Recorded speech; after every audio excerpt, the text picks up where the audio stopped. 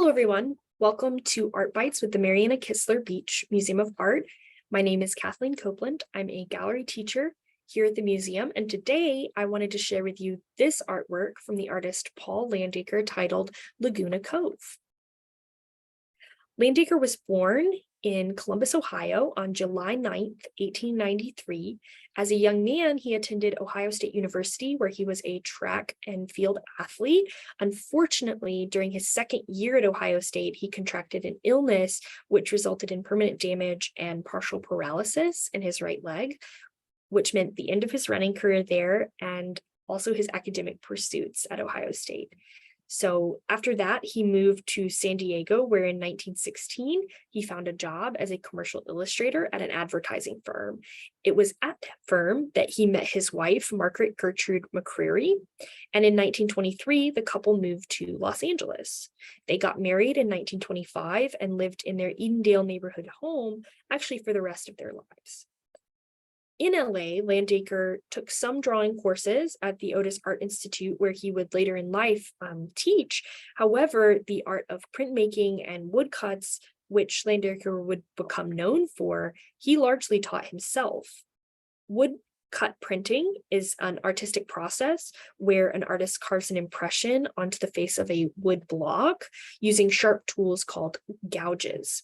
By keeping that printing area level and removing what you didn't want printed, when ink is added to the surface, only that raised portion gets ink. And when it's pressed to paper, the image is revealed and the print is created.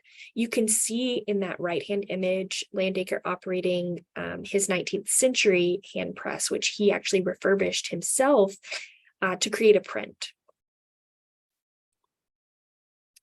In 1929, Landacre met the influential bookstore owner and patron of the arts, Jake Zeitlin.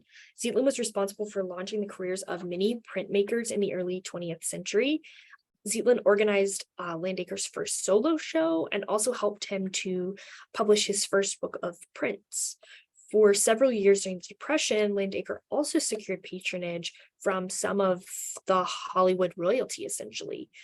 Prosperous filmmakers, movie stars, and other Californian elites supported the artist during that time. And in 1934, 13 of those individuals became founding members of the Paul Landacre Association. The members of that association annually committed $100 each to purchase his new work. Due to Landacre's continued accomplishments and wide recognition, the artist saw success for the next 30 years and continued creating prints up until his death in 1963.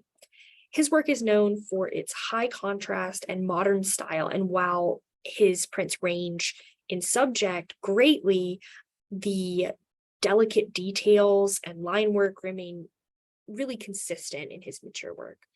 The piece to the right, all the way to the right, is one from our collection, Children's Carnival. The other two on the left are not from our collection, but I think all three are really great examples of that detail-oriented, high-contrast style that Landacre is known for.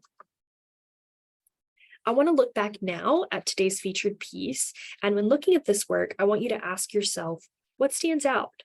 What do you think the focal point of this piece might be, and why? I also want you to consider how Landacre used the method of woodcut to create interest, depth, and detail.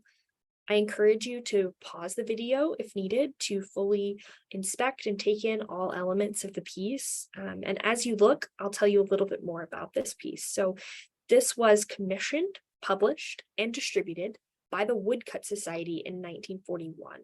The Woodcut Society was an organization founded by a Kansas City businessman by the name of Alfred Fowler.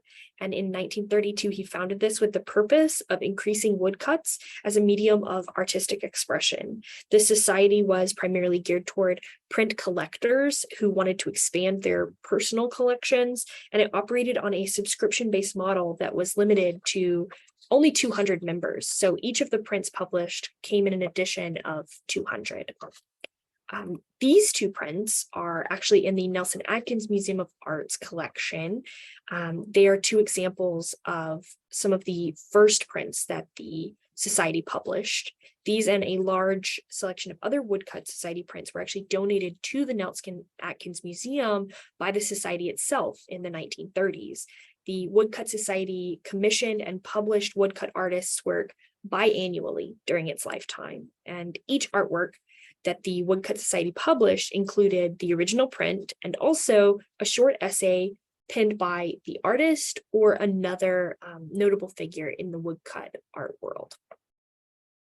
In Landacre's statement about this piece, he said, "The subject of this present engraving, Laguna Cove, is a favorite spot near Laguna Beach, California. One summer night, the moon seemed to illuminate this particular scene and create a pattern of light and shadow that had to be recorded. That's all there is to it. There's no story and there's no profound significance, unless one realizes that there's more significance in any aspect of nature than mere words can impart." I hope you enjoyed our examination of Paul Landacre's art and life today, and as always, thank you for joining us for Art Bytes.